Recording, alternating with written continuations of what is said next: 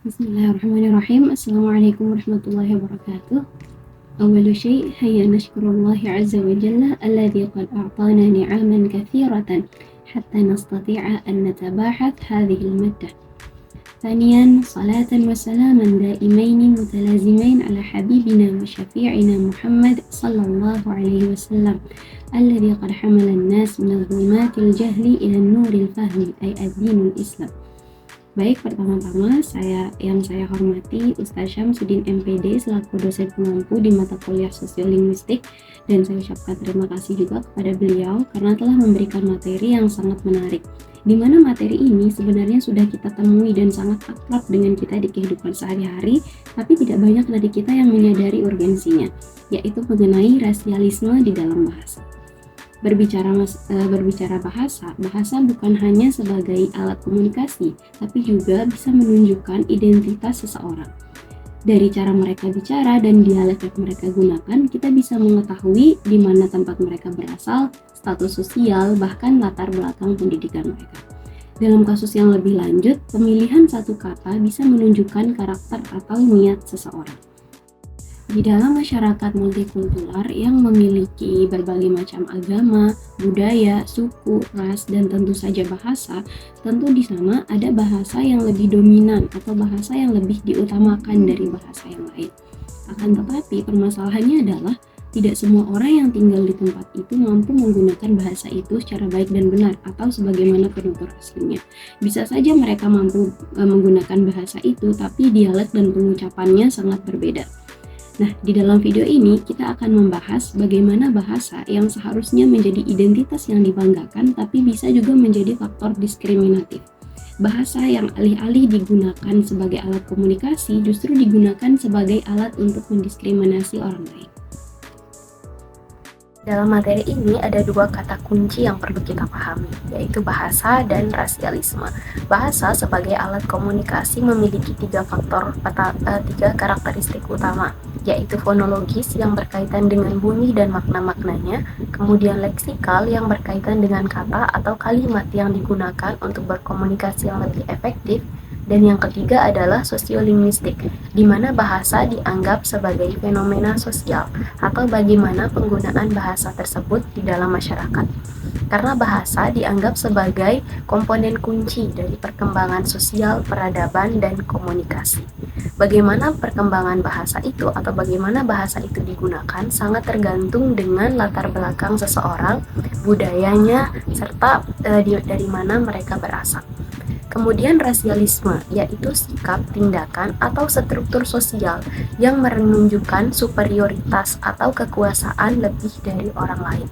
Jadi rasialisme ini di mana seseorang atau sekelompok orang merasa bahwa mereka lebih superior, bahwa mereka lebih hebat, lebih berkuasa dari sekelompok orang yang berbeda dengan mereka.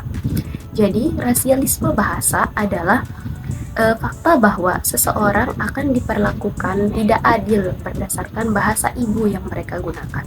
Fakta bahwa ada sekelompok orang yang merasa bahasa yang mereka gunakan itu lebih bagus, lebih bisa diterima, dan itu menjadi alasan untuk mendiskriminasi orang lain yang bahasanya tidak seperti bahasa mereka. Atau yang penutur bahasa dominan akan mendiskriminasi orang yang dengan penutur bahasa yang lebih sedikit. Rasisme bahasa berasal dari budaya yang jika ditarik ke belakang lagi itu berasal dari politik atau proses kolonialisasi. Bahasa resmi atau bahasa yang sudah diakui oleh seluruh dunia itu terjadi karena interaksi politik dan kekuasaan, di mana bahasa tersebut melambangkan kekuatan dan kekuasaan dari suatu negara. Bahkan banyak sekali bahasa yang menjadi minoritas karena proses kolonialisasi dan pembentukan budaya.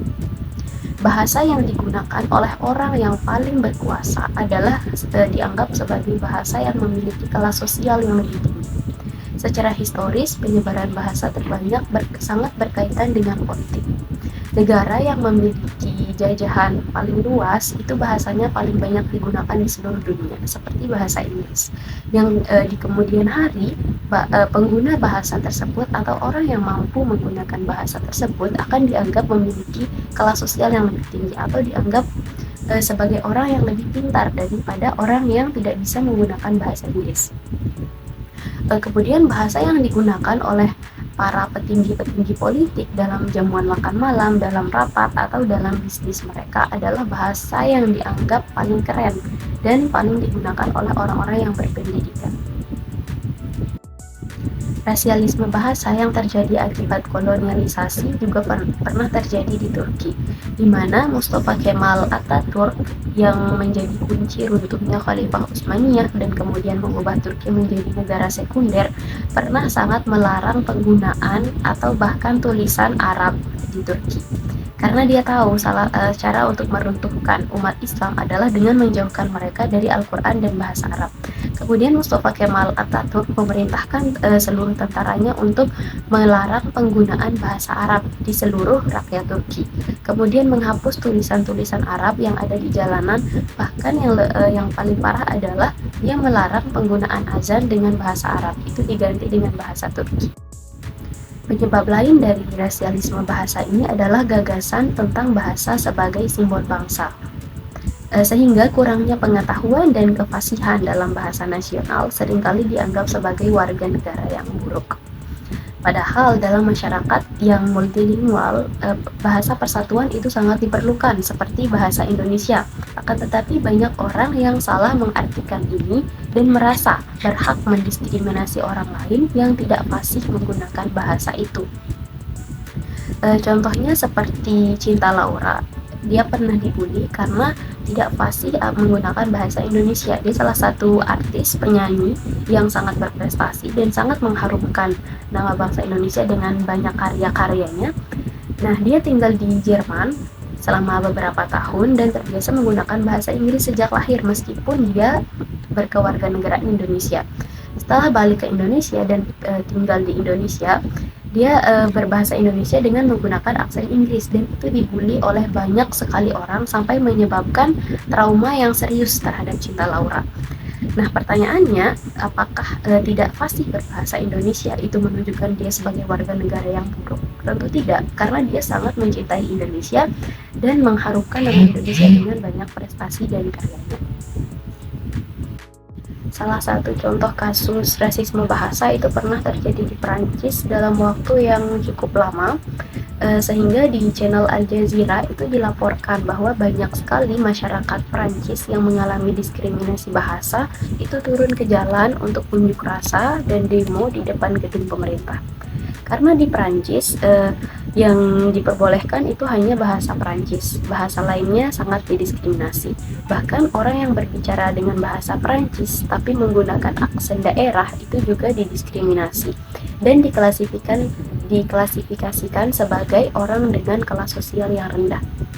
Oleh sebab itu, masyarakat Perancis banyak yang berteriak dan berunjuk rasa dengan mengucapkan kalimat, di Perancis yang penting bukan apa yang kita katakan, tapi bagaimana cara kita mengatakannya.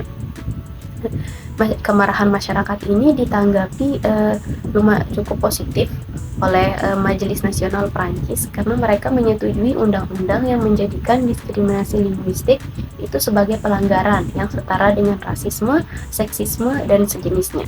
Sehingga sekarang diskriminasi bahasa itu sudah dianggap sebagai kejahatan di Prancis. Karena bagaimana cara seseorang berbicara itu belum tentu menunjukkan bagaimana kualitas pengetahuan yang dia miliki. Kita tidak bisa menilai seseorang hanya dari cara dia berbicara. Apakah mengapa mengucapkan seseorang harus memalukan hanya karena tidak sesuai dengan jenis standar yang ditetapkan oleh masyarakat? Dan mengapa seseorang dianggap bodoh atau kurang berpengetahuan, kurang berpendidikan hanya karena aksennya menggunakan aksen daerah? Padahal aksen daerah itu seharusnya menjadi identitas yang dibanggakan. Rasisme terhadap banyaknya atau beragamnya bahasa daerah itu hampir terjadi di semua bahasa, tak terkecuali di bahasa Arab.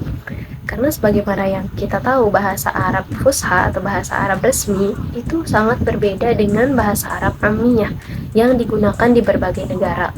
Seperti penyebutan kata sodiqi yang berarti teman di dalam di bahasa Arab Fusha. Kemudian di Ammiyah Mesir itu disebut sahbi. Di Ammiyah Arab Saudi disebut khawi. Kemudian pengungkapan saya ingin atau urid itu di dalam bahasa Arab Fusha, sedangkan di Amiyah Mesir mereka mengatakan abgha. Dan di Arab Saudi mereka mengatakan ais. Kemudian seperti kata la a'rif atau saya tidak mengetahui, itu di dalam bahasa Amiyah Mesir ma'rifshi, di Amiyah Arab Saudi ma'adri. Jadi di dalam bahasa Arab pun yang merupakan bahasa Al-Quran itu sangat banyak keberagaman di dalam bahasa amiyahnya, sehingga sering muncul pertanyaan, bahkan ini pernah ditanyakan di salah satu presentasi di kelas, apakah dengan banyaknya dialek-dialek bahasa amiyah itu akan merusak merusak citra. Apakah dengan banyaknya dialek-dialek amiyah itu akan merusak citra dari bahasa Arab itu sendiri, atau akan merusak keaslian dari bahasa Arab itu sendiri? Jawabannya tentu tidak, karena itulah keberagaman. Bahasa Arab Fusha memang bahasa resmi yang digunakan di dalam Al-Quran dan juga di banyak kitab-kitab yang ditulis oleh para ulama. Tapi bahasa atau dialek amiyah itu sebagai keberagaman yang indah dan seharusnya kita. Kemudian pertanyaan besarnya adalah bagaimana dengan Indonesia yang memiliki 718 bahasa daerah yang berbeda? Negara Indonesia sebagai negara multikultural memiliki keberagaman ras, agama, suku, budaya, dan termasuk juga keberagaman bahasa. Hal ini menjadi tantangan yang sangat kompleks untuk menjaga keberagaman sekaligus persatuan di negara Indonesia. Karena sebagaimana yang kita tahu, Indonesia sudah memiliki satu bahasa resmi, yaitu bahasa Indonesia. Akan tetapi, di dalam bahasa Indonesia itu sendiri, pengucapannya dan dialeknya itu sangat tergantung dengan asal atau tempat tinggal seseorang. Bahasa Indonesia bisa saja memiliki pengucapan yang berbeda jika seseorang itu berasal dari daerah yang berbeda. Dan hal ini adalah suatu kewajaran dan hal yang sangat normal dalam masyarakat multikultural. Perbedaan dialek seharusnya tidak dipermasalahkan, karena dialek itu menunjukkan siapa kita, itu menunjukkan identitas kita, dan itu menunjukkan kebanggaan terhadap daerah yang kita tinggali. Kita tetap menggunakan bahasa Indonesia sebagai bahasa persatuan, akan tetapi perbedaan dialek dan ciri khas bahasa Indonesia di setiap wilayah itu pasti berbeda. Rasisme bahasa ini tentu saja sering terjadi di dalam masyarakat multikultural yang mempunyai banyak bahasa. Lingkungan multikultural itu menjadi pelabuhan terhadap diskriminasi bahasa. Fakta bahwa seseorang yang tidak dapat berbicara dalam bahasa dominan yang digunakan di lokasi tertentu sudah cukup untuk membuat orang tersebut diperlakukan tidak adil dari penutur bahasa itu. Orang yang memiliki aksen yang tidak sama dengan penutur bahasa dominan itu seringkali dianggap sebagai orang yang lebih bodoh, orang yang tidak memiliki latar pendidikan yang baik, orang yang status sosialnya lebih rendah dari penutur kebanyakan. Padahal itu tidak bisa diukur dari hanya sekedar dialek. Penutur bahasa yang lebih dominan seringkali melakukan rasisme terhadap penutur yang lebih sedikit. Sedangkan perbedaan bahasa, perbedaan dialek itu tidak bisa dihindari. Itu pasti selalu ada di setiap masyarakat multikultural yang memiliki banyak perbedaan bahasa asli atau bahasa ibu. Jadi seharusnya kita harus lebih menjaga dan menghargai keberagaman yang ada, karena keberagaman, perbedaan itu adalah rahmat dari Allah Subhanahu wa Ta'ala yang membuat kita bisa belajar dari satu sama lain. Baik, sebagai penutup, ini ada satu quotes dari seorang filsuf dan ahli linguistik. Mereka mengatakan bahasa adalah cermin budaya, ekspresi kebanggaan, serta identitas. Keberagaman bahasa adalah keberagaman pikiran. Setiap aksen, setiap dialek adalah bagian dari cerita besar manusia. Menghargai dan melestarikan mereka bukan hanya soal menjaga tradisi, tapi juga menjaga jendela-jendela menuju berbagai cara berpikir dan memahami dunia. Jadi kita harus bangga dengan bahasa nasional atau bahasa Indonesia, tapi kita juga harus melestarikan bahasa daerah dan tidak perlu malu dengan bahasa daerah atau dengan aksen kita yang berbeda dengan orang-orang yang ada di kota besar. Karena setiap daerah punya ceritanya sendiri, setiap bahasa, setiap dialek itu adalah bagian dari cerita kita, identitas kita, serta pengalaman kita. Dan mari kita sama-sama menghargai orang yang memiliki dialek yang terdengar aneh di telinga kita, karena itu adalah kebanggaannya mereka. Tidak perlu membuat mereka merasa terancam, tidak perlu membuat mereka merasa bikin mereka lebih rendah dari kebanyakan orang di sekitar kita. Kita harus bisa memberikan kenyamanan, memberikan ruang terhadap berbagai macam dialek yang kita dengar, termasuk juga diri kita sendiri. Kita harus bangga dengan dialek kita, dan kita harus bangga dengan bahasa nasional kita. Baik, sekian dari saya. Kurang lebihnya mohon maaf. Al-insan makanul khata' wa nisyan. Wassalamualaikum warahmatullahi wabarakatuh.